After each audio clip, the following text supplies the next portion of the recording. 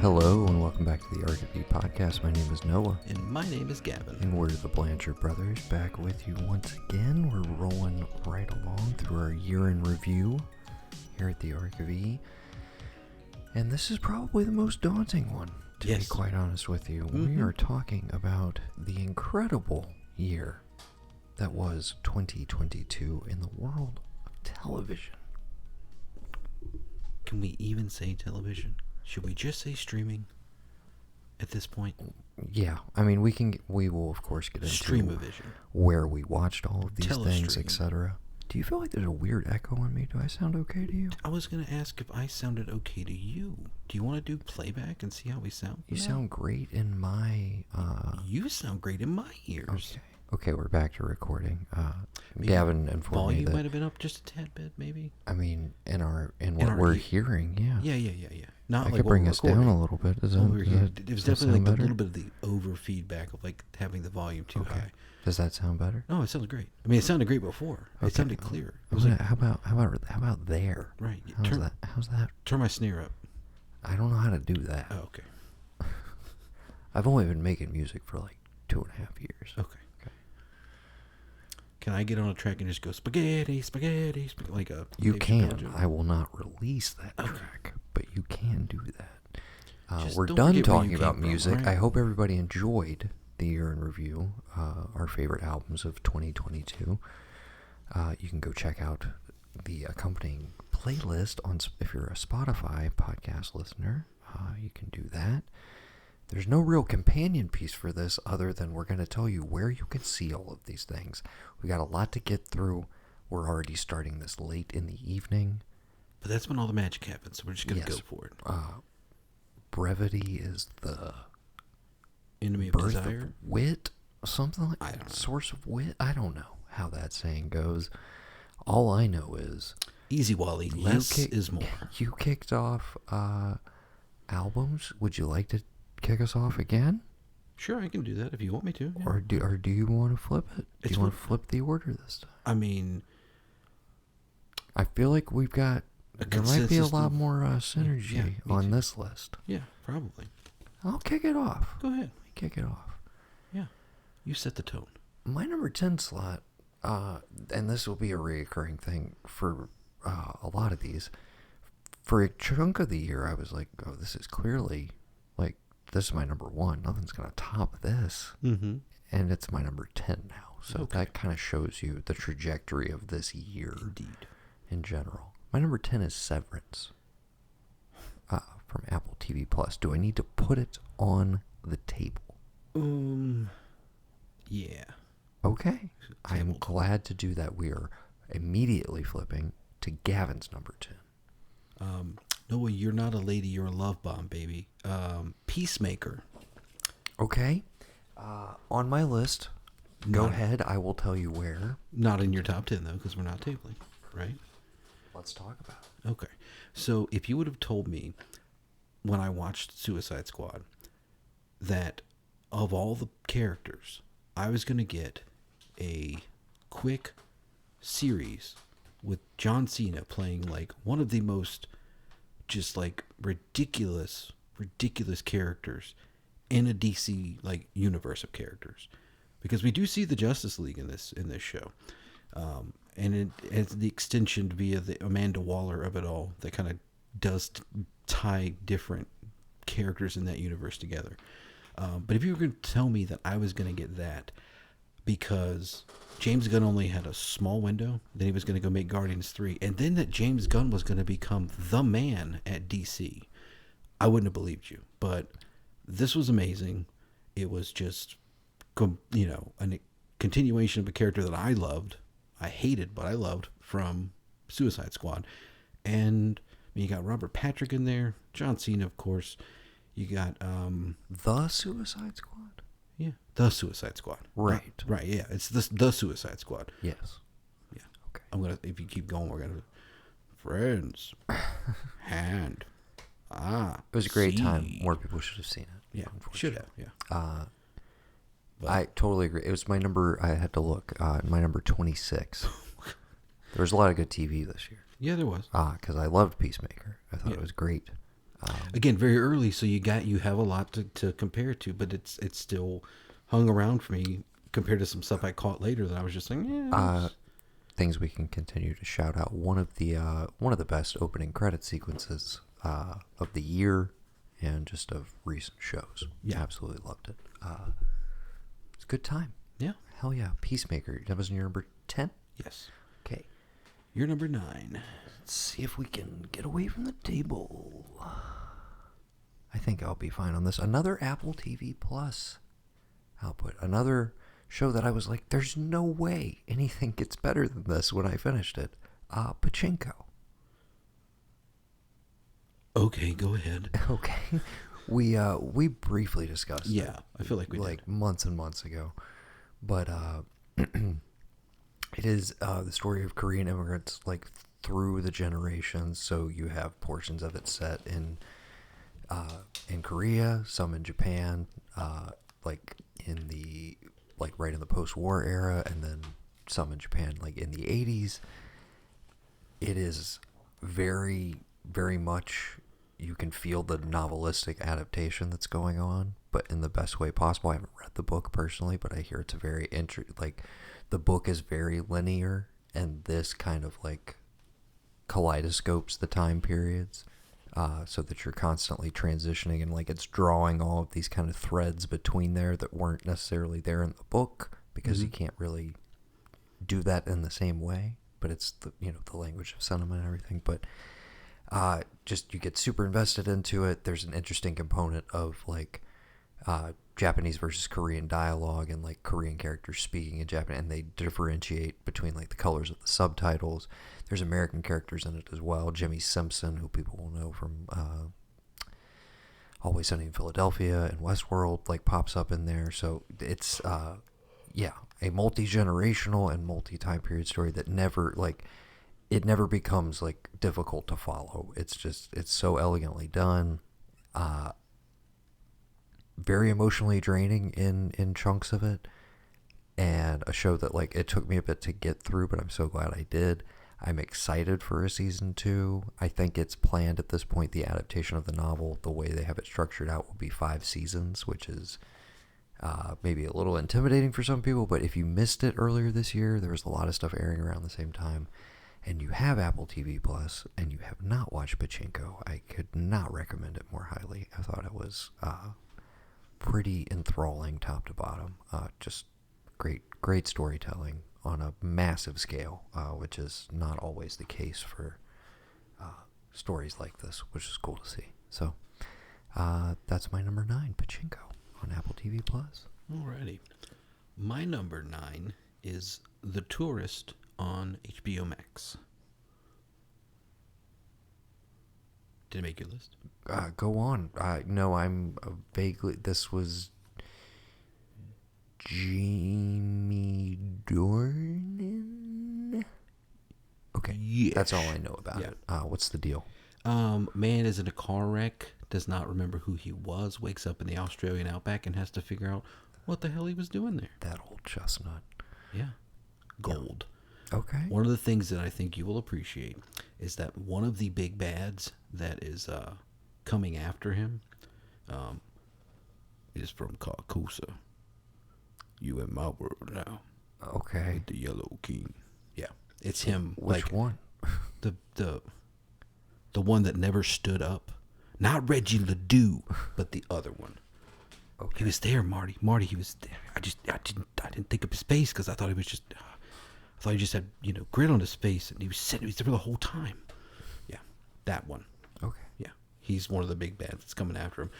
I don't know the lady, the Australian actress, or maybe she's from New Zealand. I'm not sure. I can't be too sure with the accents. I don't know if she's been anything there, but she was amazing. The police constable woman, and like she's, trying to get fit because she's wanting to marry this guy, and like, all of a sudden, you've got the guy who was, Mr. Gray. All of a sudden, he's just like this heartthrob that like doesn't know who he is, and he shows up in your little small town in the Australian outback, and you gotta like, craziness. And like, obviously, like the first 2 episodes, I was like, where's this going? And finally, like, halfway through second episode, I was like, all right, I'm definitely going to stick around and like figure this whole thing out. And I don't think there are plans for a season 2, but with where it's left, I don't really need one. And so I do kind of like the idea of it just being a complete thing that's by itself. I don't know if you want to call that a miniseries because it is technically 10 episodes, but yeah, this one I kept seeing when it came out, but I was like, whatever. And I just decided to watch the trailer, and I was like, that looks interesting. And I killed it in about a day and a half. Say the name of it one more time. The Tourist. The Tourist. If you Google it, you're going to get the Johnny Depp, Paul Bettany movie with Angelina Jolie in it. But like if you Google The Tourist, HBO or HBO Max, you'll get the series. But yeah, that is my number 9. Okay. Yeah. Testament to how many shows there were this year. I just didn't even make time. Oh, that's fine. Okay. It happens. My number 8, also from HBO, proper. Not this Max bullshit. Just kidding. The Rehearsal. Did you watch any of this? No. Are you aware of it? No. Okay. Have we talked about Nathan Fielder, like, ever? Nathan for You? The Comedy Central show? No. Never seen an episode? I know who he is. It's maybe way too much to get into on this podcast, but he's for my money, like one of the funniest people on the planet. Total deadpan, just an absolute genius. Okay. He's great. I'll probably hate him, but go ahead. Yeah, he's definitely an acquired taste. I feel like you say that, but no, you would dig his vibe. You would love it. I need to show you some of this. The basic setup for The Rehearsal, and I can't even really begin to explain what this show is, but he helps people rehearse for their lives. Like, what if something that you're anxious about? Like, I got to have this big conversation with somebody. Mm-hmm. Well, what if you could practice it? Right. Like in a safe environment. Uh-huh. But, like, what if everything about that environment was, like, recreated because you had been, meticulously followed by these people? And, like, excuse me. It takes the idea of reenactment and recreation and staging your life and, like, performance to insane levels. I don't know how to describe it to you. Okay. You just have to give it a chance. It is unlike any show ever made. And the fact that he got to make it with HBO's money is mind-boggling. One of the big cruxes of the season,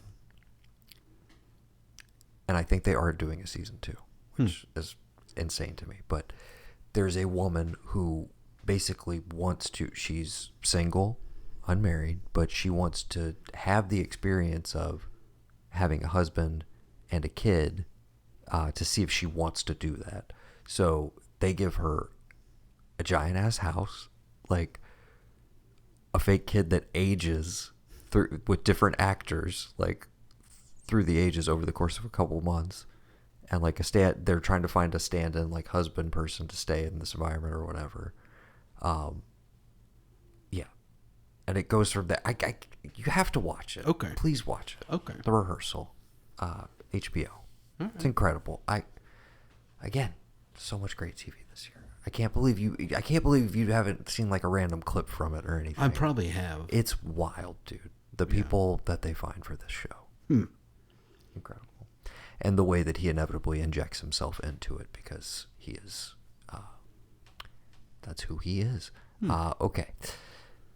Your number 8? Is that where we're at? Yeah, for number you? 8. I forgot how we're flipping this time. Okay. It's my 8. We'll go to your 7 in a second.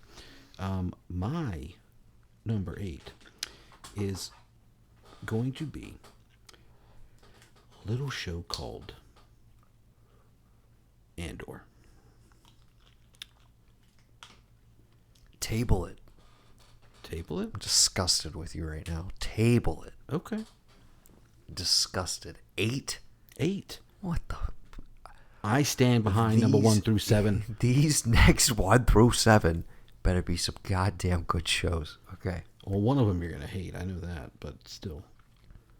Excuse me. 8. You had Severance at 10. Okay, remember that. Remember that. 8. Yes. I don't even know you anymore. My number 7, we can breeze right past. Okay. Because I did a whole podcast on it with good friend Mikey Chappelle. Oh, okay. It's called Jenny Tartakovsky's Primal. This was season 2. Uh-huh. It was incredible. It was the conclusion of one of my favorite just stories in recent memory. I'm not going to go into my whole spiel again. The show is great. It's available on HBO Max. Everyone who likes good things should watch it. It's incredible. You won't regret it. Primal. Check it out. Right. You're number 7. My number 7 is a little show from Apple TV called Blackbird. Okay. Did not see. Okay. This is loosely Paul based. Walter Hauser and the Piano Man himself. No, not Yes, the Piano the Man. Rocket Man. The Rocket Man. Man. Oh, yeah, yeah. The Piano Man is Eddie Billy the Joel. Eagle. Yeah, you know, yeah. Robin Hood. Yeah, we got it. Sing. What? Sing. Taron, he's the animated movie. That's what all the kids love him for. Oh, he's I didn't know that was him. He's one of the main animals. I didn't realize that. Yeah. Based Taron on Egerton. Yeah, based Egerton. Egerton? Egerton. Edgerton. No, Egerton. Egerton. Joel Edgerton. Correct. Right. Taron Egerton. Right. The Kingsman. Yes, the King's Man. Eggsy. Eggsy. Yeah. Yeah. Which is funny because last name. These fucking British people, get out of our top 10. I Get know. off of our show. Get out of here. He's playing American, isn't he? He does play an Yeah, American drug goddamn dealer. American. Arrested, first offense, and basically because of his kind of attitude towards it, the DA basically throws the book at him. He gets put in jail for a long time, and about shortly into that sentence, they come to him and they say, "Hey, look, if you can go to this other prison, convince this guy that we think murdered these little girls, you can convince him to be your friend and talk to you, and you can get a confession on tape. We'll do this." And he's like, "Hell no, I'm not going to do that. I'm not going to snitch and rat. I'll get killed." And they're like, "What if we just let you go? Like, you're out. No, like, reduced sentence. You're gone. You're out of here right away." And after talking to his dad, the late, great Ray Liotta, he agrees to do that. I mean, this is based on a true story. The person that, but Paul Walter Hauser, I heard him say in an interview that he had people, friends of family, coming to his family members being like, "Is he really like that in real life?" Because they thought the portrayal of the way he played that character was how he really was. Not that he was an actor, but like they got a dude who had that kind of speech, had that cadence, couldn't really talk like this a lot, like that. They thought they just found someone that did that, not that this guy was an actor who was, it was crazy. And who's stealthily like one of the best one of the character fucking actors greatest, on the yes, planet exactly. right now. Yeah. And you listen to him talk, and you listen to all of, like what he's into. You're like, What a cool of guy. course he is. I love What that a guy. dude! Like, if that guy can do it, why can't anybody? But that dude's also fucking amazingly talented. I think you would enjoy it. There's probably not again, I struggle with saying like our favorite TV because the idea of television was like it's serialized, it will continue. Like we all thought like I Love Lucy will just run for forever. Like it was a break from that. At but the same time, with it being limited streaming, miniseries and stuff have existed for forever. Dude. So it's all a big stew. that's what I've been struggling with because something is like you want to give somebody something that allows you to like you get into it with either like a debut season and I can't wait for the next one, or like okay, this is one that's been going. Of course we've listed it on every list. Why aren't you watching it? I struggle with that, but there've been some really good, just like one and doneers in and out. And I'm like, if you don't ever make another one or go back to this well, that's perfectly fine. So yeah, Blackbird, number 7. Okay. My number 6, I feel like, is gonna probably have to go on the table. Probably. Or it may be close enough that we can just go ahead and talk about it. Yeah. My number 6 is Barry, season 3.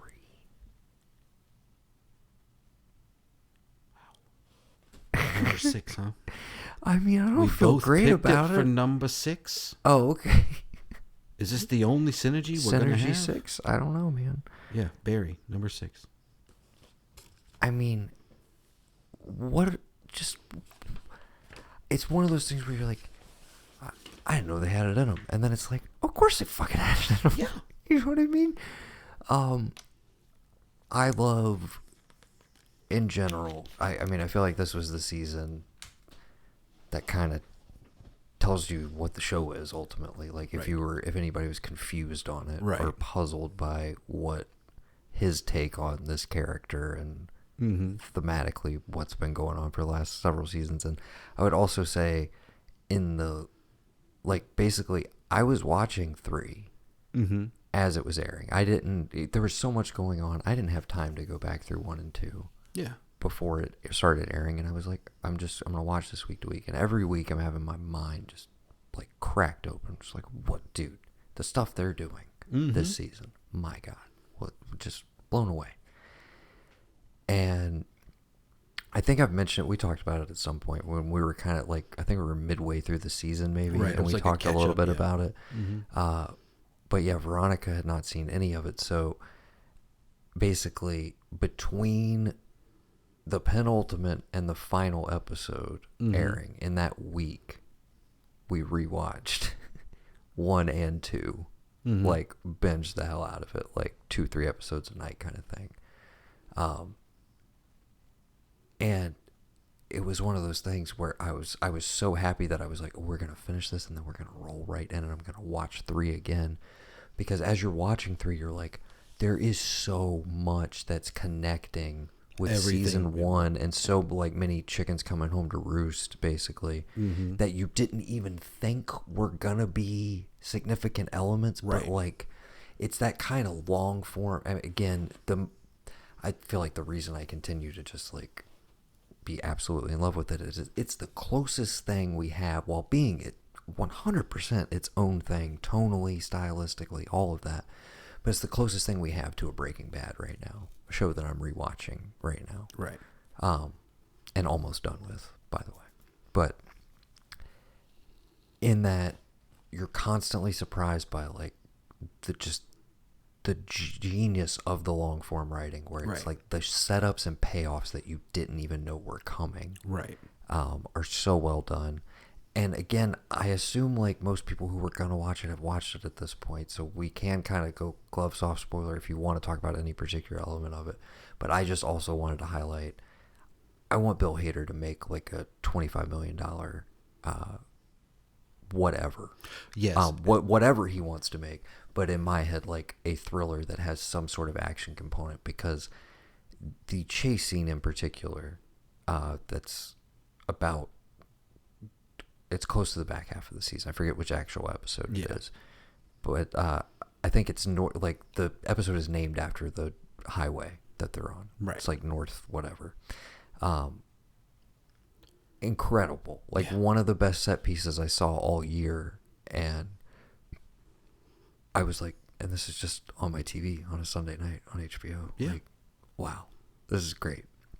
But just the way they shot that bike chase, in the mix of like dark pitch black comedy that the show is amazing at, in the midst of that action, I was just like, it was sublime, dude. I absolutely loved it. Incredible season. And the note sorry, go ahead.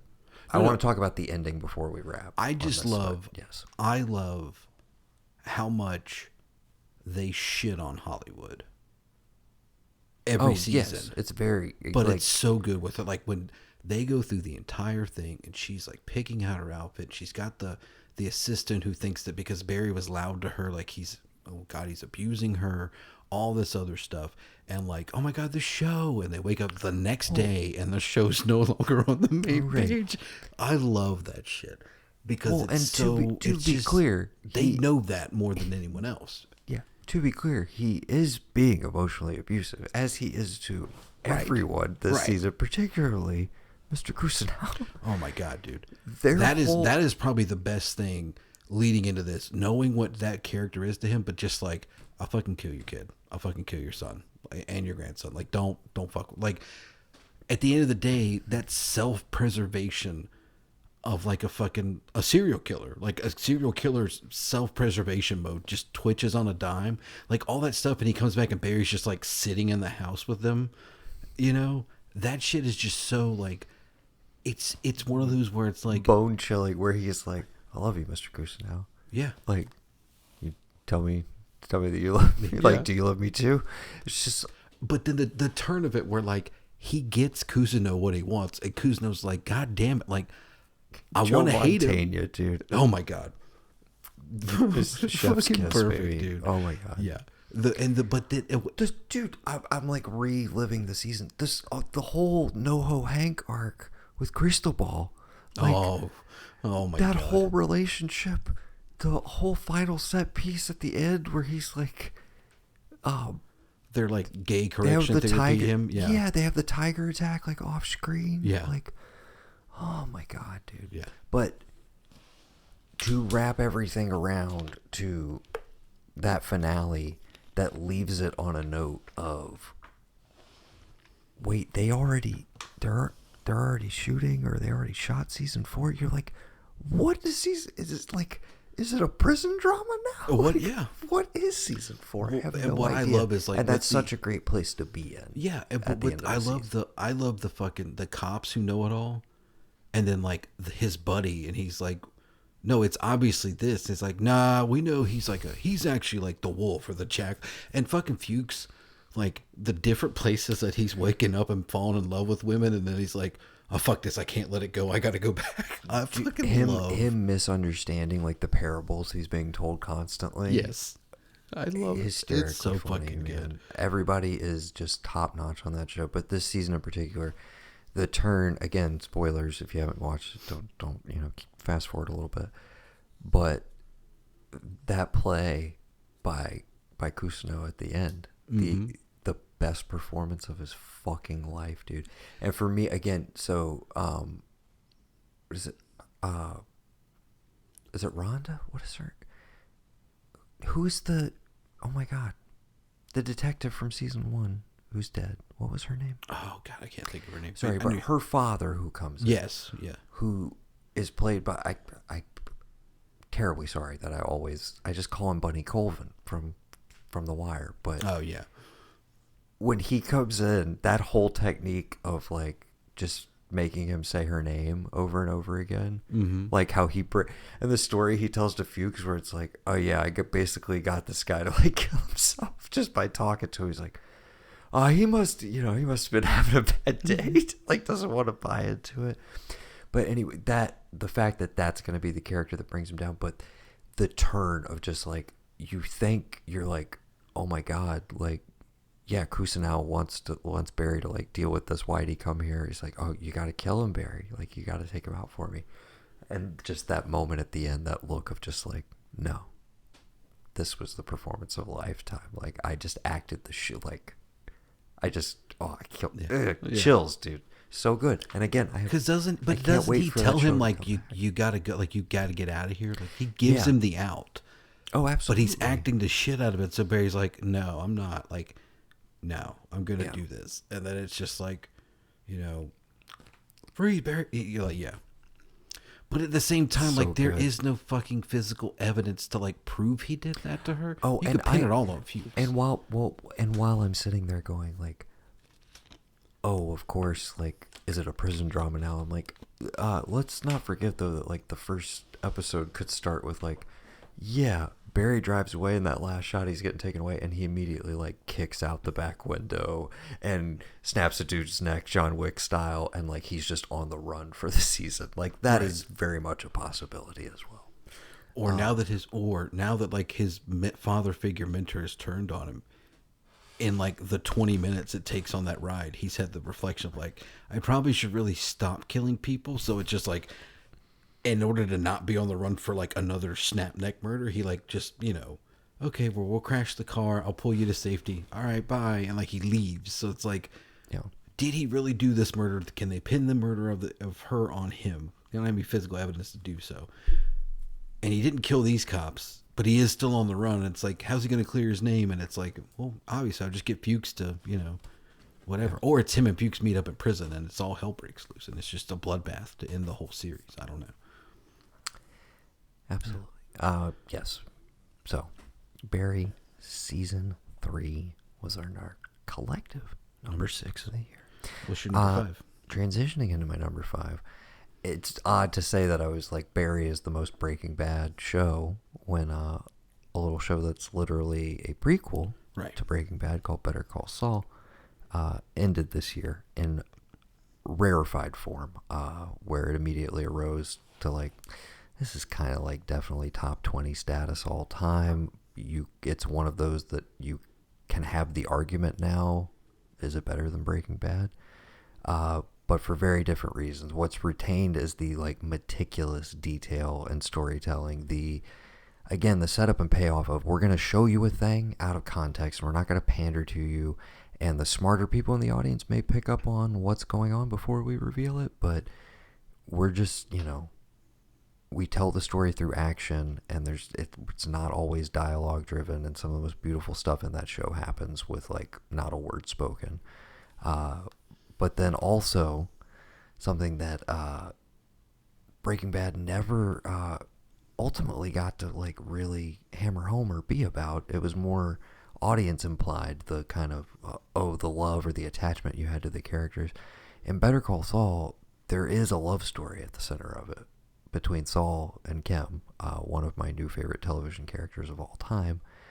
And the way that dynamic plays out through the last chunk of episodes, which they did split up, but luckily they didn't do the Breaking Bad thing of making us wait like almost a full year to find out what happened. It was just like a 2 or 3 month break. But it could not have been more satisfying an ending, and it was just chef's kisses all around, man. Yeah, beautiful end to a great slow burn show that just always had the confidence to just know exactly what pace it wanted to proceed at, and just took its time, did its thing, didn't outstay its welcome, and went out on like the highest of high notes. Just class across the board. Absolutely love that show.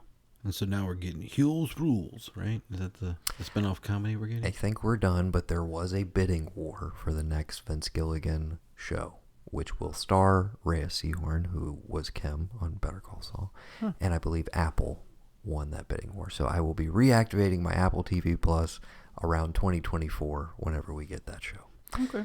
Because I cannot wait to see what that man does next. But it will, I think, officially be the first outside of the Breaking Bad verse thing they have done in 15 years. Yeah, probably close to 20 by that point. Which is wild. But yeah. Talk about a dried up teat. Just done. I mean, I think it's done. We got 2 very lengthy shows and a movie. Let us not forget about El Camino, starring Aaron Paul. I don't think there's any stories left to tell. I think everybody is dead.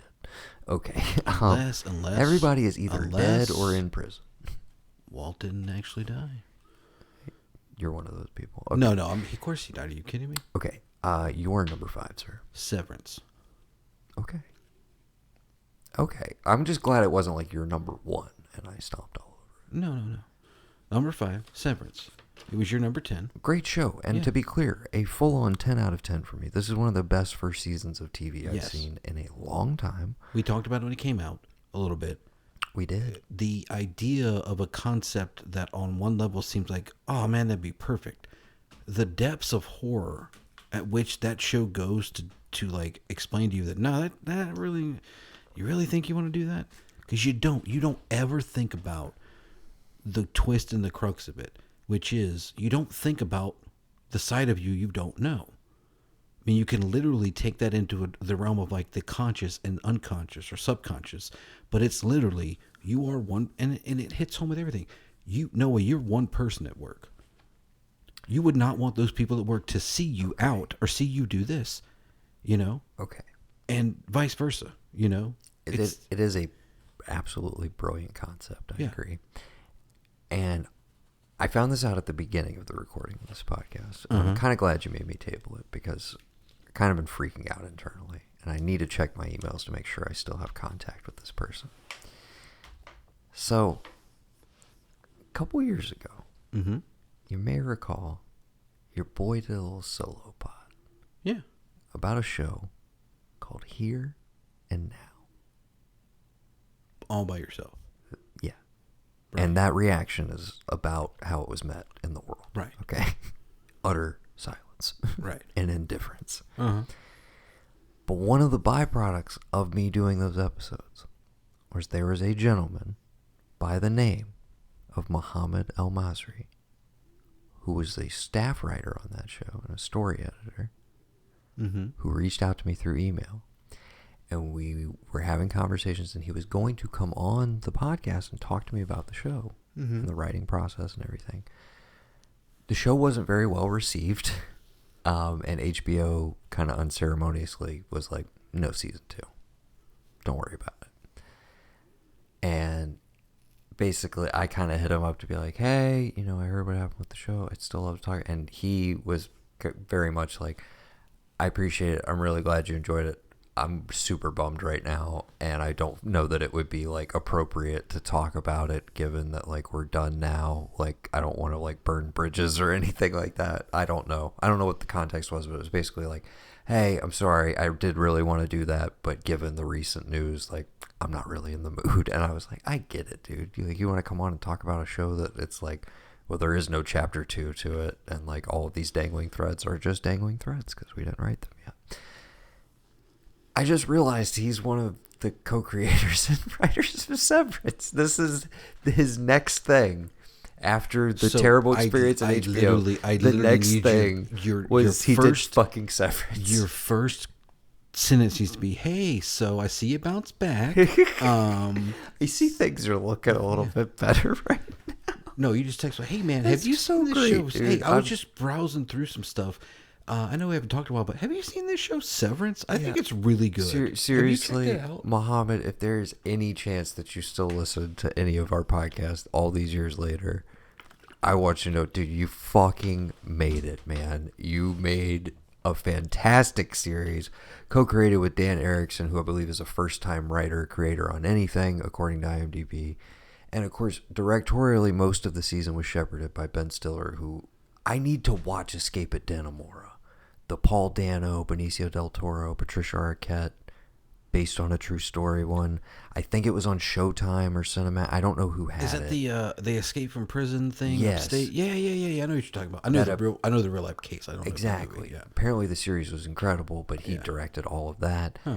And I mean, he's been directing forever, and I've always been like, yeah, Ben Stiller, good director, but never been like, oh wow.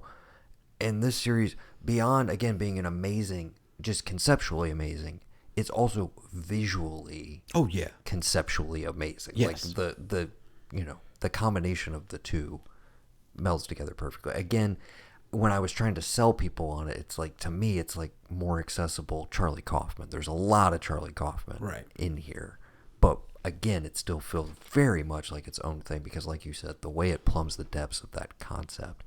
And one of the best, absolute best cliffhangers I've seen in a long time. But particularly, do you want to talk finales? That final episode was the most like sphincter clenching, edge of your seat. What the hell is going to happen next? And the fact that they sustain that tension for an hour and leave you with it. There is no relief to that tension. Right. And every time I think about it, I'm just like, I have to know how this story ends. I cannot wait to see what they do with season 2. Severance. And we talked about, the main thing we already talked about, in addition to hooray for our, my tangential friend, Muhammad El Masri. We were just so happy that Adam Scott is finally getting his just desserts. Oh, yeah. A longtime favorite of both of ours who, people are finally seeing all the shades. Okay. My number 4? Yes, sir. We Own This City. I talked about it earlier this year. I'm not going to bore you with it. It's the new David Simon, George Pelecanos joint. Do you guys know? It's incredible, and it features the fact. I know you still haven't watched it, and correct that quickly because. What are you talking about? You watched this? What show are you just talking about? We Own This City. Do you guys know there's people I've been talking about I'm a bad cop? We've talked about this before in the show, Noah. There's guys out there saying I'm a dirty cop. Keep going. Yeah, it was funny. You pushed Robo, stole all their money. It's like, that's not cool, Cap. We've talked about... I'm a dirty cop. You are a dirty cop. Yeah, Wayne Jenkins, the television, maybe stole all of television this year. Yeah. John Bernthal, in a completely committed, unhinged, diabolically charismatic, dark, twisted, hilarious Patron, bro. Yeah. The idea that Wayne.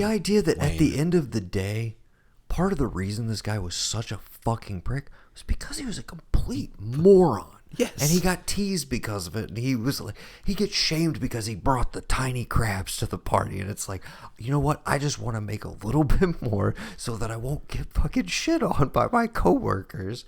Because I have like tiny dick, energy, I guess. And I have to project all this macho bullshit. And it all spirals. And again, the layers of that show and the just to get to the end thesis statement where it was like, I knew where you were headed with this, David Simon. I'm like, thank you for saying the quiet part that's been in all of your shows out loud, which is just like, can we end the war on drugs? Please, can we just put it the fuck to bed? There is no point in this shit anymore. It has done more harm than good. And the fact that, again, to me, you should be able to show this to any person with half a brain. Show them these 6 episodes of television, and it just makes sense. Like, it is the most convincing argument for, can we start to just get rid of some of this bullshit? Can we start to tear down some of the bullshit structure here? And it's so clear-headed and focused, and it's not concerned with being like a traditional narrative TV show. It is so clearly idea-driven. But then on top of that, it has these performances that just, you're like, why am I in love with these fucking dirty-ass cops? They're so repulsive, but I cannot look away from them. Right. Like, it's so well done. It's the pinnacle of so much of the storytelling they've done for the last several years. Most of the administration did. I cannot look away, but they did. I know, man. It's a bummer. It's such a strong distillation, and again, while I wanted more from it, it said everything it needed to say, and I could watch it again at the drop of a hat. That last episode when it's like, and then the new mayor came in and the new police person came in and then like 2 months later they got arrested for corruption and they're all gone now. And Baltimore, we're one small nuclear power plant away meltdown from just cutting the city off and being done. And it's a shame because I hear great things, but I also hear terrible things. And it's one of those where you're like, it can't be this bad. And if there's a modicum of truth to anything in that show, it is that bad and worse. I mean, and that's the thing. That's the point. Yeah, it is nothing but truth. Most of it is from literal court depositions. And like when we talked about earlier, I knew the case of Sean. Is his name Sean? Is it Spencer? Sean Spice, the cop that died, and that treated it as like, he got shot, gunned down in the line of duty, and that goes back to there was no correlation to the idea that he had worked with them. They might possibly have Sean something. Suter. I wanted to get his name correct. They might possibly have something on him, so like, but yeah, it's better if I do that. Yeah.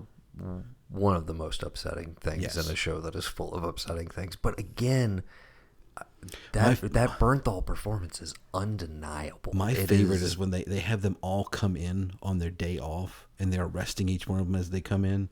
Mm-hmm. And like Bernthal to the last minute is like, I'm Wayne Jenkins. It's like yes, he thinks it will save him. Right. At every turn, he just And you think about it, like, had he been the first to flip, he probably gets the lightest sentence. But he's in there be like, everyone's keeping their mouth shut. No one's saying nothing.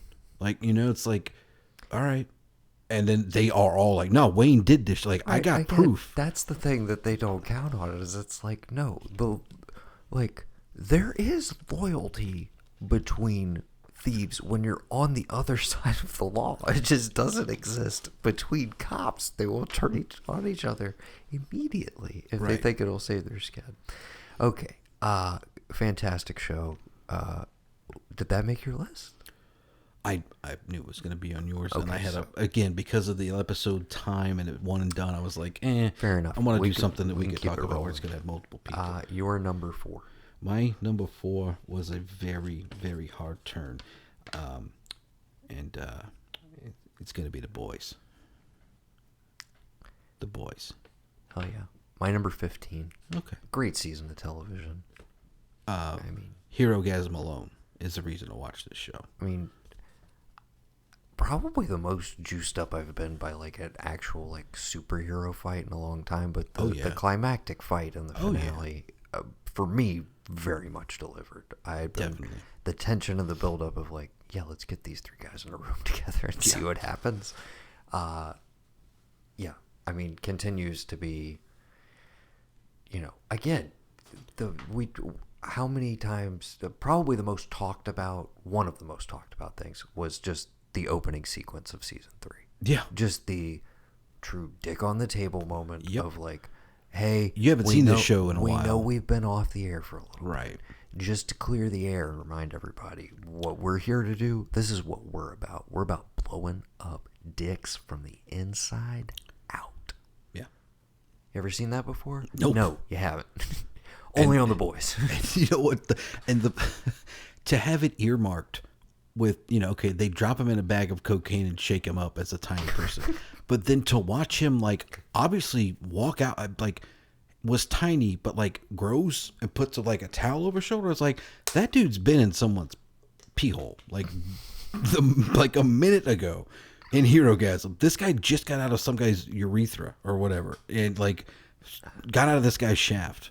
And I'm just like, obviously nothing happened to him. He's still fine. And of course they have like, the big, quote unquote, I guess, terror, like the, explosion, whatever, Hero-gasm. But the stuff with like, the deep, like, eat the fucking squid.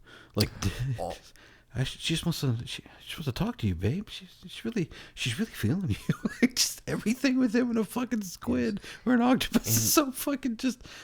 Great stuff. Justice for Kevin, excuse me. And oh my God, Kevin.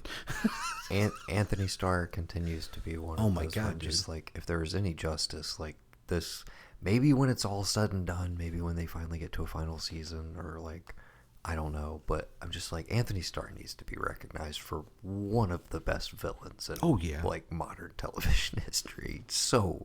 So enjoyable, but everybody's just crushing it on that show. Like, I mean, because to go, like, just the different roles he plays, the inner self monologue he has about, like, everything, and then, like, inviting Starlight's friend to join, and then it's like, 2 seconds later, he's murdered on the top of a roof, and it's like, this is what I think of the new member of the team, like, don't cross me. And then you go, I mean, fucking Carl Urban's Carl Urban, but, and Jack, I mean, Quaid. Come on, man. You got Scream in the beginning of the year.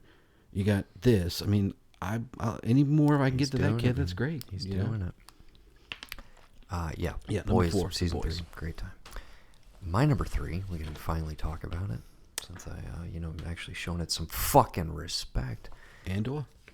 I don't know why we're talking about it like this all of a sudden. It's only the best Star Wars thing, maybe fucking ever. You didn't watch Kenobi?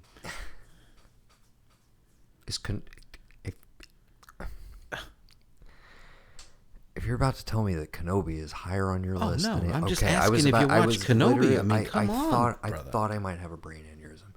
A brain aneurysm. Kenobi is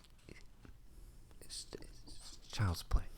Fucking child's play. What are we talking about here? It's easy. It's Kraft macaroni and cheese. Not even handmade. It's Easy Mac. It's Easy Mac. I'm boiling these Andor shells. is fucking... I made this shit from scratch. I formed this pasta with my bare fucking hands. I kneaded the dough. And there's only I picked one out way. the cheeses. I hand grated them.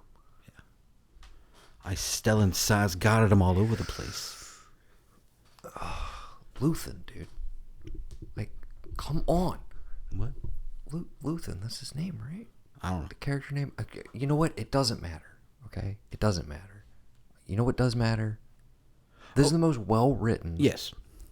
well-acted Yes. piece of Star Wars entertainment Yes. in the history of the franchise.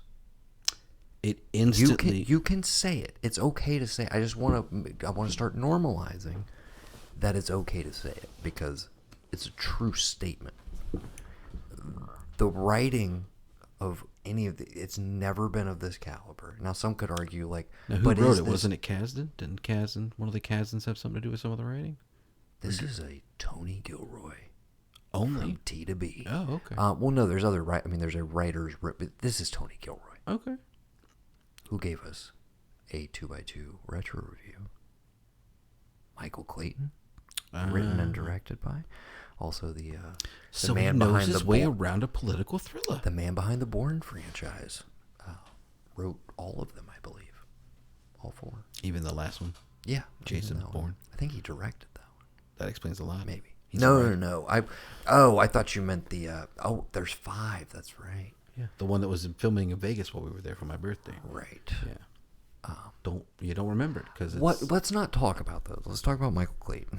Let's talk about duplicity. Let's talk about Andor. The good ones. And yes, let's talk about Andor. I love it because I have always questioned in the Star Wars lore.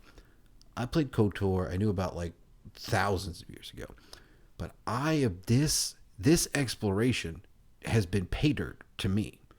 Give me the time between episode 3 and episode 4. There's so much to mine in there. And we're still only 5 years before episode 4. Right. But people, for whatever reason, a lot of people I know personally, they don't care for Rogue One. They're not a fan. This will make you love Rogue One that's even what I was more. going to say. Agreed, because we had this conversation with the brothers Blanchard, right, a couple years back about the current kind of state of the franchise as a whole at that point. And I think we had we maybe just had Mandalorian season. Had we even had Mandalorian season? I don't think Mandalorian had come out. We'd seen Rogue One. We were kind of talking in relation to Rogue One, Last Jedi, maybe even Solo at that point. I don't know. Right. But which I did go back and watch Solo. I appreciate it. I like it. I saw Solo like a year removed from it coming out, and I was like, what was everybody so mad about? Right. Was that a Ron Howard from start to finish, or did somebody get kicked off? That was originally supposed to be Lord and Miller, the geniuses behind 21 and 22 Jump Street, right, in the Lego movie, right, and Spider-Man Into the Spider-Verse. Mm-hmm. But of course, we can't let them play with our IP. Let's bring in Ron Safety Man Howard. But again, it did feel really safe. I do appreciate that. Yeah, I'm on record not a Ron Howard fan of him as a director. Great dude, and love him as an actor. Love him as a narrator of Arrested Development. Not a fan of his movies for the most part. But I like Solo. So, but yeah, I went to Rogue One hoping, like, oh, I'm going to love this. And by all means, Tony Gilroy was brought in late in the game on that one as like a save this shit. Like, it's kind of a mess. Who made that one? I believe it's directed by Gareth Edwards. Right. The Godzilla guy, not Gareth Evans, the Raid guy. Yes, Gareth Edwards. Yeah. I believe. And with writing credit by Gary Whitta, who worked on like Book of Eli. Mm-hmm. But then I think basically it was another thing where Kathleen Kennedy was like, I don't know about this. And brought in Gilroy at the end basically to like fix some shit, ghost direct a little bit, and rework the script, because he's been a script doctor for fucking ever beyond the stuff that you know him for. It's like he's one of those always in the background in Hollywood, just like making like a shit fixer, a like better. a Michael Clayton type. Yeah, a little bit. Wonder where he got the idea. Yeah. But yeah, very much so. So I think that's the thing with Rogue One, is it's like it is this kind, and I felt that way watching it, where it felt like there was these missing elements where it's like, why is Forrest Whitaker only in this movie for 5 minutes? Like, he was all over the marketing. Like, what is this? Why do we have Mads Mikkelsen, but, like, I don't feel like you gave him anything to do. Why do we have Ben Mendelsohn, a dude who was, like, made to be a Star Wars villain, and I feel like he's shortchanged because you make him, you know, basically nothing because he had, you know, you eventually reveal that, oh, Vader's in this. Yeah. But that's what you got to remember about all this stuff. So anyways, all of that Rogue One stuff was kind of, you know, I was not excited about this. And like, Neither was I was excited for Kenobi because I was like, Ewan McGregor's back. Like, I'm interested to see what they do with this. And like, how are they going to bring Hayden Christensen into this? Of course. And they did it perfectly with the mask. And that show kind of half delivered in as much as like the fact that it had to be a show. I think if that movie, like, the show was a movie, if it had just been a movie, I feel like it would have worked a lot better. Yeah. But down to the point of like in that final episode, and like you're having this confrontation that I guess we didn't know we were waiting to see, but like, oh, we're gonna get to see them fight again. They fought again in between this and A New Hope. Like, what? But at the same time, we got to be cross-cutting with like baby Luke running around on his home planet because I guess we got to tie up the storyline. But like, I'm literally talking just the fact that it's structured like a TV show, and it's like, I know, yes, we have the movies where it's like in the climax you're cross-cutting between like you have the epic battle and like we're not always focused on, but I was just like, but like, can we let this exist as like a cinematic moment and like just have this play out? Not broken up. There were several moments like that throughout the series. I also felt like it took a while to get going and then was kind of rushed. Like, it just, all of it, I was like, maybe give me the cohesive, tight 2-hour version of this. Maybe get Tony to come in and write some of that. Right. Another weak point, one could argue, is that you gave me an entire series about Obi-Wan Kenobi, and I don't think you actually told me or revealed anything new or interesting about him. He had a family, a brother he was taken from. Hours. Was that in there? Yeah. He talks to Leia about like, oh, I remember like my brother having to leave and all that. Yeah. Okay. She was nice. Always loved to see Jimmy Smits. The thing I was going back to with Andor, that has been the most curious time for me because it is the time when there's still the facade of governance and democracy with the Republic. You know, they mentioned the Senate and they mentioned that stuff in the prequels, and then they mentioned it once or twice once the Emperor is the Emperor. But this is before, it's like the Empire, quote unquote, is like, oh, the Jedis were kind of assholes. We murdered them all, but we're good. Like, we're still going to have planets being able to do whatever they want. And this is like, no, we're putting the boot down now. This is Hitler taking a step into Poland and then further and further and further. This is that, but only when it has to be.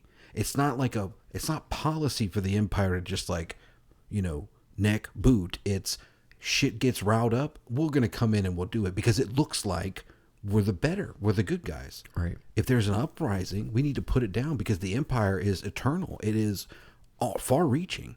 You know, we can do all this and all that. And it's that time where it's like, especially towards the end, you get the vibe of like, of course, things would have to be like this in every single star system. When he gets these little bits of arrested, escalation. when he gets after he does the job, he gets the money, he gets what he thought he wanted, and he gets arrested for just being around, just walking down the fucking street. You know, I don't know what it is about maybe being Spanish or Latin or whatever in the Empire. Maybe they don't like you for that. Maybe there was some profiling. I don't know. I think Diego Luna is amazing. They might have been profiling him for that. I have no idea. But nonetheless, he gets thrown in prison. And fucking Gollum's there to help him break out. It's amazing. But he can't swim. He can't fucking swim. Oh, man. There's only one way out. Like, What a great episode. That dude. I was like, am I getting a fucking prison show in the middle of this fucking Star Wars thing? And yeah, you kind of think like, oh, is this going to be a bad idea? Like, but it makes perfect fucking sense. It's so well done. And then, of course, the tie-in at the very end where it's like, yeah, we kind of could have guessed, but yeah.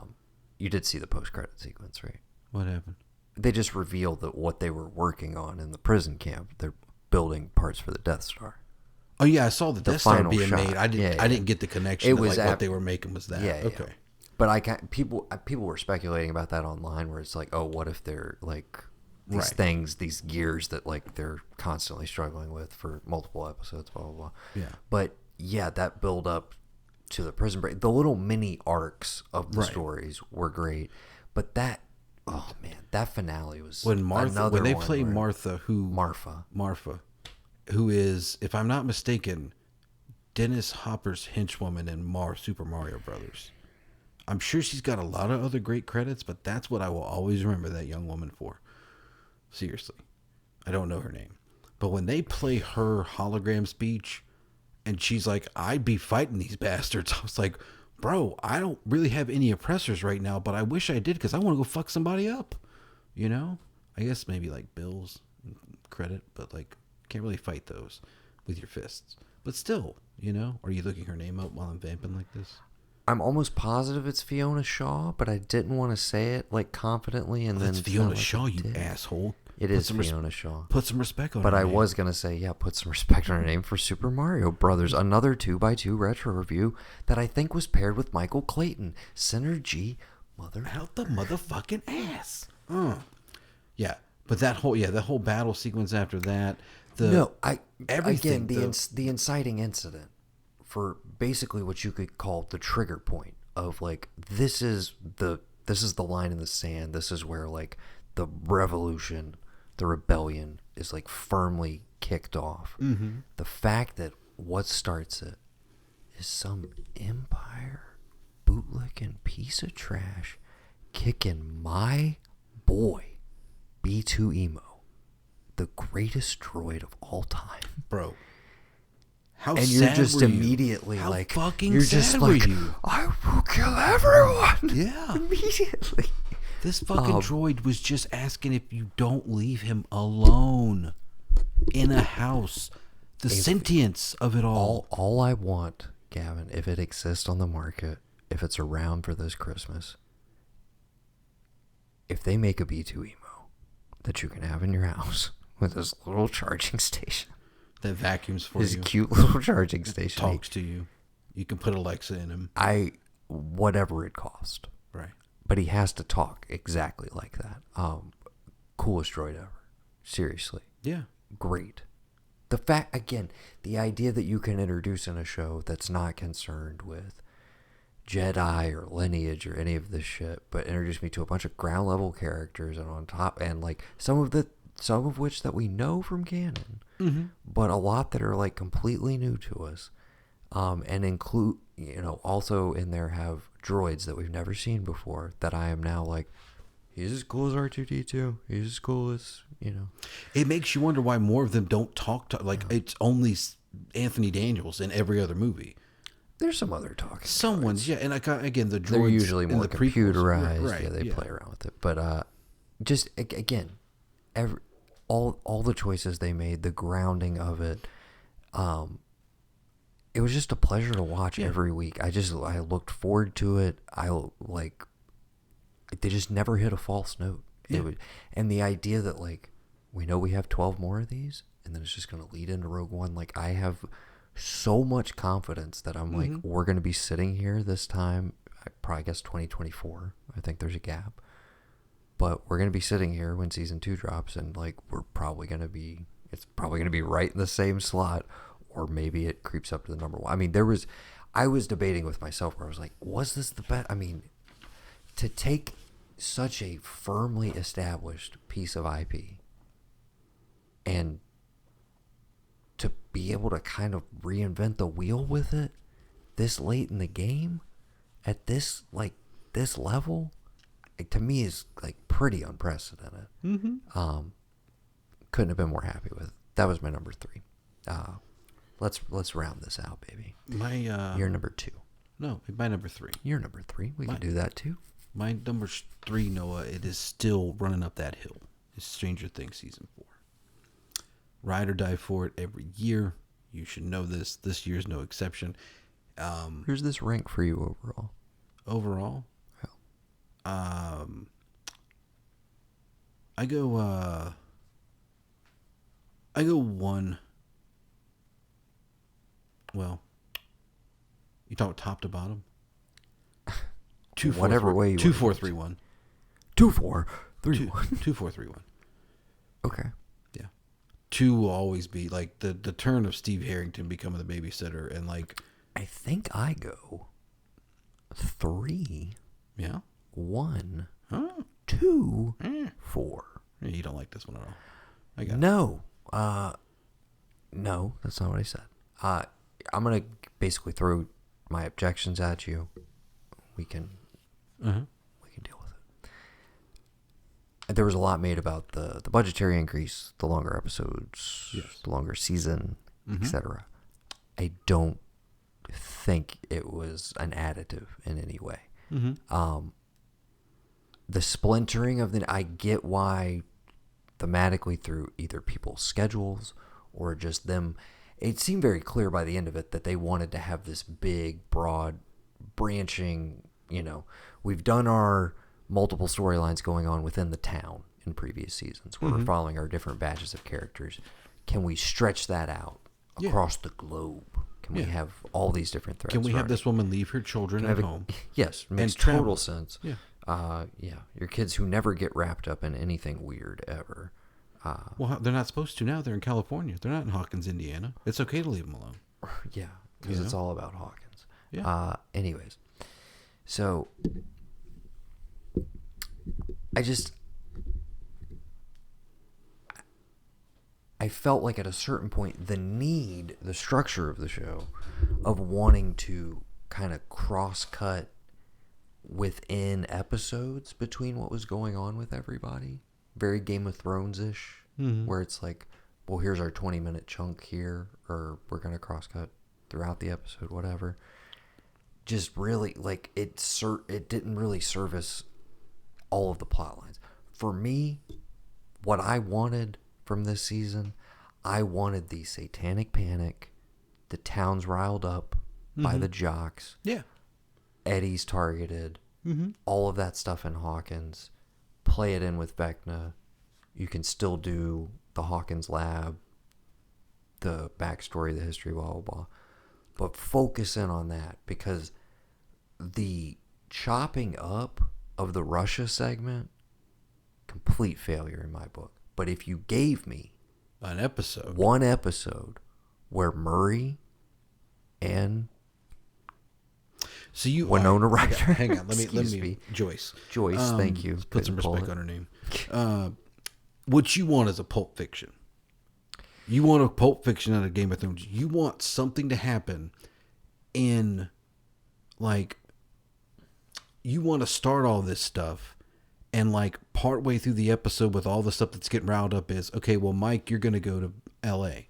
Well, and he's I gone, also don't and you don't see him for another. I also don't want the L.A. sequence. Like, literally, you could have removed them from this season, right? And it would have affected nothing except for they bring in the whole, like, they find her in the lab and all of that shit. Yeah, but again, and you got to get Will alone with Mike, because Will is like, I'm losing my friend even more.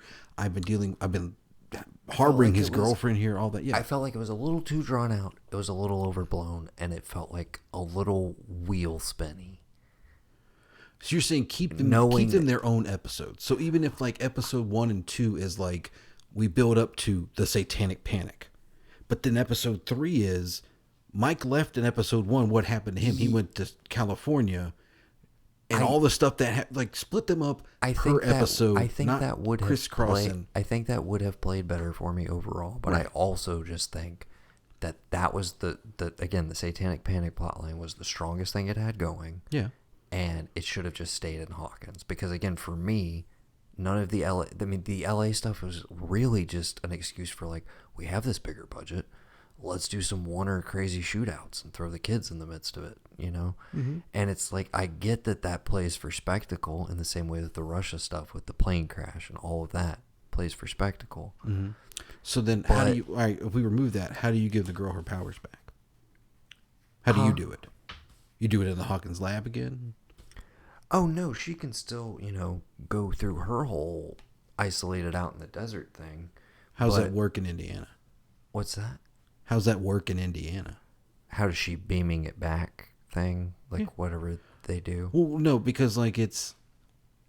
it's obvious they're like at an Area 51, and it is all out in California. And I'll be the first to admit, the stuff in California is just to sell tie-in stuff. Because I've been eating the shit out of those Surfer Boy pepperoni pizzas. Them shits is slamming. Palermo, thank you. Palermo makes it? Yes. Oh, I love Palermo's pizza. Dude, it's a hand toss. It's not even a thin crust. Have I not? It's so. They got the pineapple one. They got the meat trio. They got the supreme. They got the pepperoni. Where are you getting this at? Walmart. I guess I need to check Walmart. Dude, I don't know seriously. if Food Lion's been carrying this, but I will. It's so good. I'll give it a spin. Yeah, it's worth it. You get glasses and shit. It's great. You got Argyle on the side. My point is that stuff, they hedge their bets on it by spending the money on it. Everything from those sequences has been marketed as a tie-in to make them and Netflix more money. So you're going to have an even bigger budget for whatever you want to do to end this thing in 5 seasons. So while it's like it isn't the strongest stuff, it does have some of the best stuff to me that I wanted to see.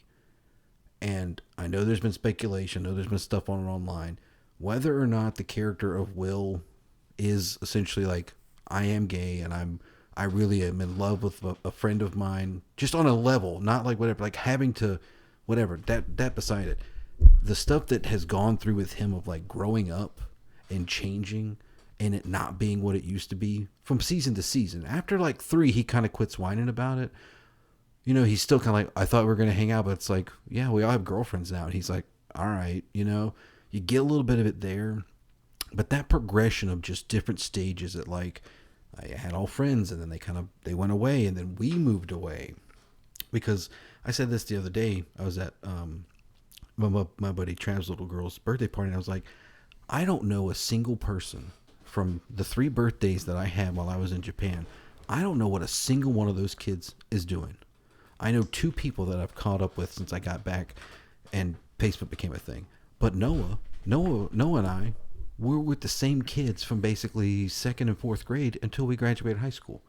So the idea of like you're moving, it just, all the stuff that gets worked out in that between them, you know, that is some of the stuff I appreciate about it. So it's kind of why I don't want to let it go and be like, because you're right. Ultimately, it doesn't need to be the thing. I love the Russia trip. I love that moment of them being reunited. I fucking love Murray anytime. Give me him all day long. And Joyce. And, you know, we talked about it. This is a woman who is so fucking concerned that her magnets aren't working that she goes on this crazy cross-country journey with these guys, or not around, cross state lines in season 3. Do you think she's not going to get on a plane and go to Russia, our sworn enemy in the 80s, to try and find her friend? It's just kind of weird that she doesn't tell her kids where she's going. Anyways. Yeah. Okay. Well, you know, it might scare Not them. all of it worked for me. I didn't hate it. It was still good. It's just probably my least favorite season thus far, and I really hope that season 5 brings it home. All that said, it still manages to hit incredible highs with Eddie as a new character who I absolutely fell in love with. The whole arc of him and Dustin and the Steve and the love triangle. I mean, all great stuff. Last thing I will say, I'm sorry, again, to the point of like stretching things out and kind of like wheel spinny. Steve's whole arc is like, maybe Nancy's into me, maybe we're gonna do this again, which in retrospect, with the way that they leave things, is only there to suggest or maybe dangle to make you think that they would actually kill off Steve, which I never for a second thought they'd be stupid enough to do. But there's multiple points where they have him, you know, dive into the lake go out in the lake by himself, and then he transitions to the other side, and like, there's so many times where you're like, oh, he should have been killed by now or whatever. And again, I think the only point of him having the will they won't they with him and Nancy again, like, are they going to get back together now that Jonathan's out of the picture, sort of, and like they're in this weird vague gray area, and clearly he still feels something for her. It's like, ultimately, all of that was just there to subconsciously, as an audience, because of the way things work, to make us think that they were building up to killing him off. Right. Which clearly I also was like, they're never going to do that. So I just looking back, I was like, so what did Steve actually have to? One of the best characters in the show, one of the fan favorites. What did he really get to do this season? To me, not much. He got to shepherd a friend through what it means to lose someone, and you can't tell anyone about it. He got to still be there for Dustin.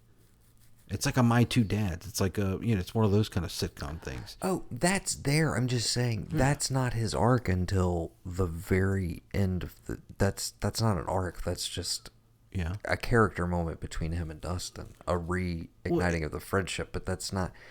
But it starts with them giving each other shit about like what. It's neither here nor there. There's a lot. There's a lot of characters. Well, you can say that about anything. What did he do? I mean, obviously, 2. Again, he became the babysitter. 3, he's still the babysitter, and they just happen to discover this underground whatever at the expense of. And they pair him with Robin, which was also another great addition. And again, I feel like she's the most shortchanged of all of them, though. Like, yes, she does get her little like the girlfriend thing happens, and it's cute for her, and it's great that like you get her and Nancy interacting. But I feel like I wanted more of her. Yeah. And I like that they pair up, and it's like adults only. Like get you kids run along, Okay. But yeah, I'm sorry. We gotta round into. All right. So your number 2. My number 2. We don't have to go too in depth on. I've talked about it pretty lengthily during the Primal Pod and cast that I did with Mikey Chappelle. But The Bear, which was on FX. Brand new show this year. One of the biggest out of the gate successes in my book. Anybody who's ever worked in the service industry, particularly in a restaurant of any real size, or will just immediately key into how like lived in and authentic this show is, in the writing, in the performances. But yeah, it was kind of a word of mouth phenomenon this year. I'm sure a lot of people have heard about it. So if you haven't already watched it, it's available on Hulu. It is an FX show, and I think it was originally just FX on Hulu. They dropped them all at once, and then it was so successful that they started airing it week to week on FX proper, just to kind of get another bite at like, hey, people love this. But just absolutely blew me away. I think there's room to grow for sure. There's a little bit of the show kind of figuring out what it is for the first couple episodes, but very quickly finds its sweet spot, and just like some of my new favorite characters on TV, and I can't wait to get back to visiting them. I think they'll have a new season imminently, I think like next year. So The Bear. Did we talk about this at all? I don't think so. I mean, I've basically seen it. Like Jeremy Allen White, who was on Shameless, which I didn't watch, but he was also in The Rental with he was the one who wasn't our boy. Oh my God, I'm doing terrible with names today. Not Franco, but no, The Rental. Dave Franco directed it. Who was our boy in the that? Guest? Oh, Dan Stevens. Dan Stevens, thank you. Yeah. He was the one who wasn't Dan Stevens. Oh, yeah, the other one, yeah. Yes. Anyways, Jeremy Allen White's the lead in it, but yeah, he is like a 5-star chef or whatever, high-end trained or whatever, and his brother, who I won't spoil who plays that character because he only shows up for one scene, but is it Ryan Reynolds? No, but it's somebody you'll be happy to see. His brother, who has recently died and left him his Italian beef shop in Chicago. He comes back to run it, so he tries to apply some of his high-class, hoity-toity chefing stuff to a very traditional, like, sandwich shop. In Chicago. And it is very funny, very heartfelt, and just very real. And has some beautiful observations about the service industry and food in general, and it's something special. Really, really spoke to me. The Bear. That's FX on Hulu. I'm going to take a wild guess and assume that our number 1 is shared at this point. My number 2, though? Yeah, I mean, I guess we can do that. Yeah. I forgot we flipped the structure. Yeah, man. we flipped I'm the structure. Sorry. Do you want to guess what my number 2 is? Oh, yeah, no. I think I got it. What is it? Well, I don't know.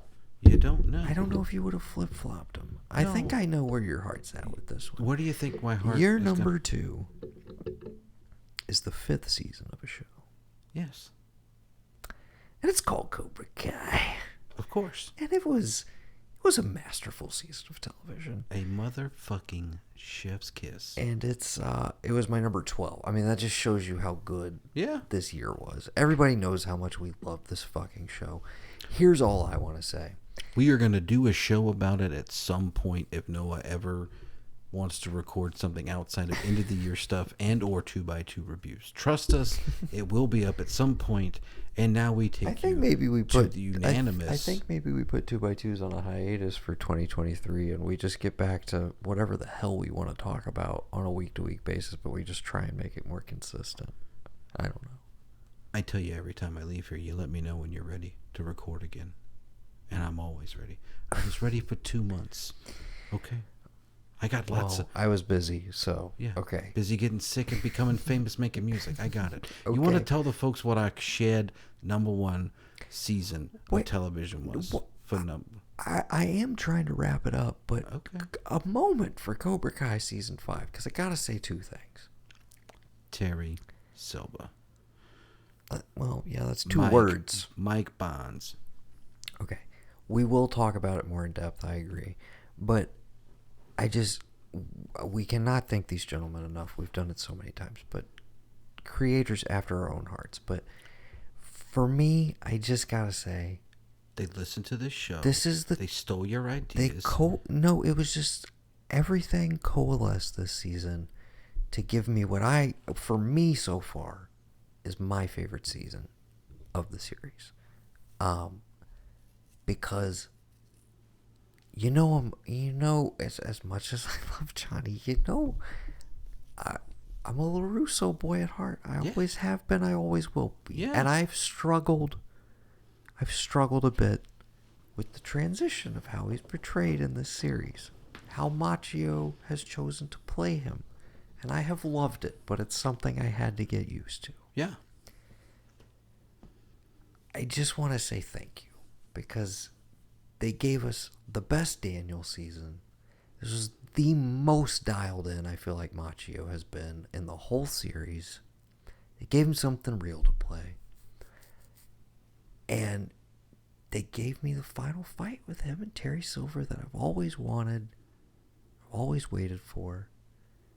And if that weren't enough to give me my favorite villain and one of my favorite heroes back together again, and you teased me with it last season, but you gave it to me with both barrels this season. But to do all of that, and then also find room to take fucking Chosen and make him just an absolute delight. Yes. An absolute fan favorite. Yes.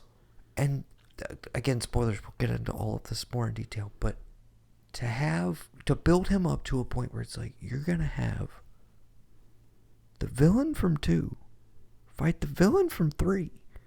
And I'm going to be like this the whole time because I'm like, I think somebody could actually die. To get the stakes to that level not organically is something you and I could only have dreamed about in our wildest imaginations when we were like, then it's a battle for the soul of the valley. Yes. How about making the girl from the second one and the villain from the second one finally come together, which I thought they were going to do when he went back to Japan. I thought she was going to be like, oh yeah, he has a class to teach. Wait, how do you know that? Oh, we've been together. We're dating. Right. We're married, Okay. But they don't. We got to save some stuff for her. Yeah. For her upcoming We got lots of thoughts. Just, those boys just keep making magic happen with that show. And we just keep eating it up.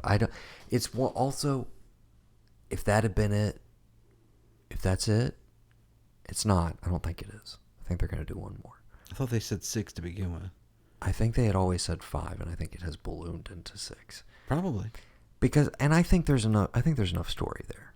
for one more season. You've got enough threads. There's enough story there for one more season. You can't have Kreese get out of prison. Right. And there not be a season 6. Yeah. But with that said, if this was it, and that was just the cliffhanger of like, yeah, Kreese's still out there, baby. It's not a bad note to end the series on. I think the place that it leaves Daniel and Johnny and everybody in is a great space.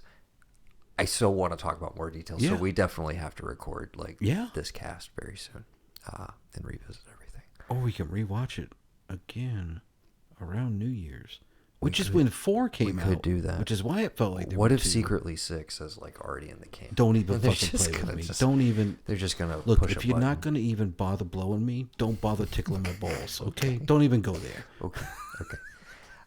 We can, on that note, move along to our shared number one. It just, I mean, it's Thick Judge Judy, baby. I mean, is it not? They crushed it. They crushed it. Fucking perfect. They crushed it. We couldn't have asked for more. It's Atlanta season 4. Now, to be clear, I did split them up. Right. Season 3 was my number 11, right behind Severance. At one point I was like, I'm gonna open with Atlanta. I'm gonna close with Atlanta. But I also didn't want to like say Atlanta out of the gate and have you be like, what the fuck, man? Right. So, coming off, we talked a good bit about season 3. Yeah. But coming off of that season, that for some people apparently was very divisive. I think the last thing anybody expected was for them to just give us exactly what we wanted. What everybody was complaining that they wanted, which was like, just give me my characters. Like, just let me have fun with my characters, please. Right. Yeah. Like, they just did it, and they did it in the most Atlanta way possible from start to finish, and just, I'll never forget this fucking show, dude. But I do want to talk about it in full on its own episode, but I think the consensus statement for us is the tagline for the final episode. Damn. Even though I really hate this show, I think I'm going to miss it. That was the fucking tagline for the last episode. If you went back and read all of them. Like, yes. I love the one that's like, damn, they always got Paperboy doing some thinking or traveling and some shit. Yeah, no, they're all written by Stephen Glover as if he's a person who hates the show, who's like watching it or like tweeting about it afterwards. That's the best fucking part. Yes, the descriptions are amazing. Mm-hmm. Yes, and we can go in more deeply on an episode by episode basis, but like it just delivered everything week after week, and even to the point where, again, spoilers. If you haven't caught up with it now, seriously, what are you doing? But if you haven't caught up with you, seriously, one of the big. I mean, I don't know if I articulated it to you because we didn't really talk. You were waiting for some to catch up. I literally binged, and the next episode came out, and it was done. I didn't. You and I have not gone into a deep dive on episodes, but we wanted to do our top 10 episodes of Atlanta. Yes, the whole series. So I think that'll be a good time to do a full-on retrospective on it. Yeah. What I do want to say this because I didn't get to communicate it to you, but in the same way that season 3 wrapped, I'm sitting around at the end of season 4, and I'm having a thought where I'm just like, the penultimate is a great episode. It's a Paperboy-centric episode. The episode prior to that kind of leaves Earn and Van on a good note. I'm like, I feel like we kind of got an ending for them. Cool. And we get this incredible Paperboy episode, always a highlight for me whenever it's just kind of him on his own and you don't know where it's going to go, and always ends up saying something really profound. And then I'm like, but we got one more. I'm like, interesting. And I remember we're getting towards the end of season 3, and I'm like, I've really enjoyed this. It's been a wild ride. But if they don't do something with Van, I'm going to feel a little like this was weird. Like something felt off about this season. She feels like she got a little shortchanged. Lo and behold, the finale of season 3 is a Van-centric episode, and it's incredible. And I'm getting to the end of season 4, and I'm like, all right, series wrapping up. Like, what's the one thing I feel like I want a little more of, or I never quite got? It's like, I want a Darius episode. I feel like there's a little bit more to say about that guy. Turns out there's a lot more to say about that guy. And as soon as the episode started, and I was like, they're gonna give me a Darius centric episode, and then it's like, and the B plot ends up being the black sushi restaurant is what that entire incredible, dude. I can't wait to talk about it with you, but it was the being just like in total like feeling like I'm on the same wavelength. Like I know emotionally where, and then come to find out like that episode, they wrote that as just like this could be anywhere in the season. They only and they shot it that way. They only after the fact were like, I think this is the one. Yeah, we should put this one last. Yeah. It's insane for me to think about that because it's like, that's so clearly the perfect finale of this series. It says everything. Yes. And the idea that they were like, no, that could have just as easily been like episode 2 of this season. And it's like, yeah, we probably would have still had just as much fun with it. But realizing where it ultimately needed to go, I was just like, they just nailed it, dude. They nailed it in every way, shape, and form. I cannot wait to dive deep into it with you when we count down our top 10 favorite episodes of Atlanta. That will be our next TV-centric episode. I can promise you that. Do we want to run through any honorable mentions? I think I'm good. I think I got it all out. There's a ton of other stuff. This was a year for television. I will shout out a few things just because I feel like I know they were in the ether, but they maybe didn't quite rise to the top for us, but they were close. There were things that you and I liked, okay? So I'm just going to hit you with a couple right now. Just names. Go for it. 1:58 in the morning. Go. Rings of Power. No, you didn't watch it. Nope. Not a big deal. White Lotus hasn't officially ended yet, but loving season 2 better than the first one. Winning Time on HBO. The Loved Lake it. Show. We loved it. The Old Man on FX. Loved it. Loved it as well. Hacks season 2. Perfect. Crushing it. Great stuff on HBO Max. Outer Range. Very interesting. Oh, Coming back fuck for yes. season 2. Just got confirmed a couple weeks Fucking ago. forgot about Outer Range. Tokyo Vice. God Not damn it. everything we wanted it to be, But enough of it. enough of what we wanted it to be. Exactly. Euphoria season 2. What a mess, but a glorious fucking mess. Righteous Gemstones season 2. Yes. Great fucking time. What We Do in the Shadows season 4. Still crushing it. Our Flag Means Death. New Taika. Good Taika. Under the Banner of Heaven. Weird Mormon. Andrew Garfield. If you haven't watched it, you would love it. Creepy Wyatt Russell. Crushing it. You haven't watched it? And Sam Worthington. You did watch. Of course. Hell yeah. Peacemaker, you mentioned. Miss Marvel, my favorite of the Marvel TV output. What of about this She-Hulk? year. I did enjoy She-Hulk. Had a good time with it, particularly that finale. Shout out to the finale of She-Hulk. Midnight Club on Netflix. Enjoyed it. Great. Or, excuse me, good, not great. Obi-Wan Kenobi. Similar feelings. Raised by Wolves season 2. We're never getting any more, but, you know, we liked it. We're never getting any more. Yeah, no, it's officially canceled. Why? Done. It's done, man. It's done. They left it open? Yeah, it's done. Fuck. Again, yeah, a season that I was kind of like losing. I was like, I don't know if it's good anymore. And then like the last 3 episodes, I was like, oh, I forgot the show's like, it's so unique and great. And now it's gone. Now we never get any more of it. Yeah, that's the last one I really want to shout out. The rest of mine are kind of negatives. But dude, looking at this list, 35 shows that I would say were good to great to amazing. Those are, that's a good year of television. I can add the last season of Ozark. I can add Kenobi. I could add Umbrella Academy. I could add 1883.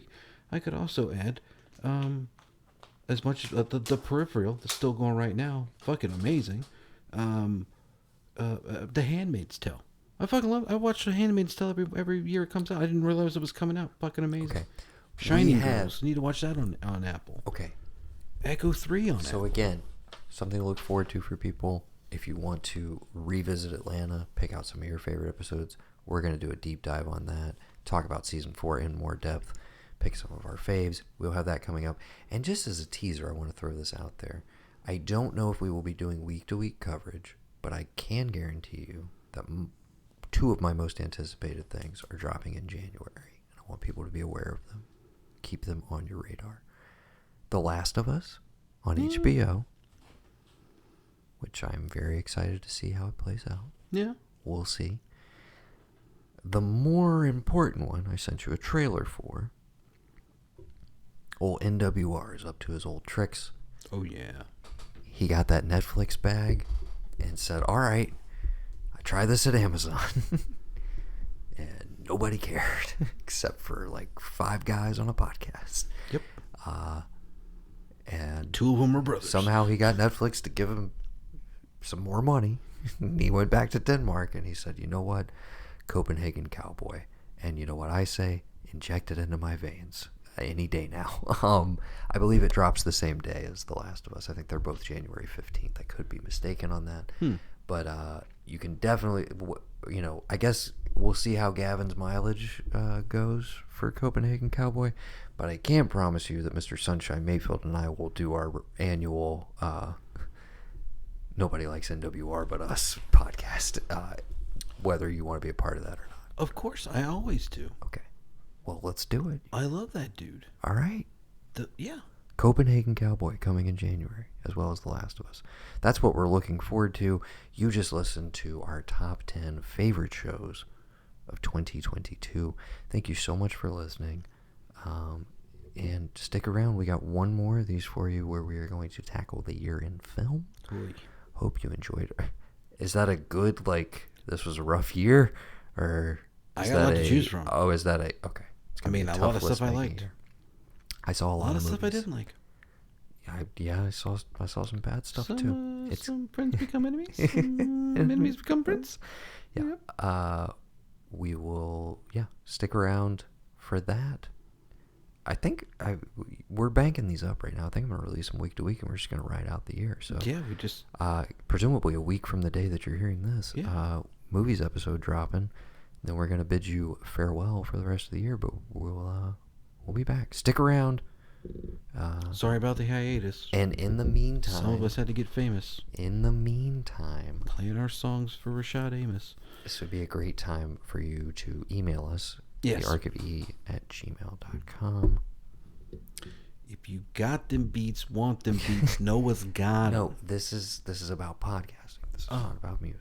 But if you want to talk about them beats, you want to write with about your favorite TV shows of the year, your favorite albums of the year, maybe we'll read those on the opening of our movies episode. Yeah. And also, of course, let Hit us know your Instagram. Let us know your top 10 favorite films of the year.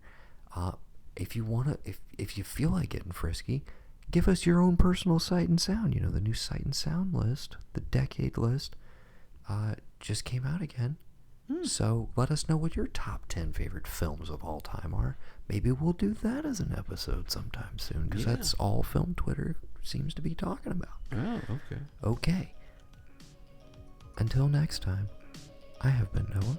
And I've been Gavin. And we've been the Blanchard Brothers, and you've been listening to What We've Been Watching. That's it.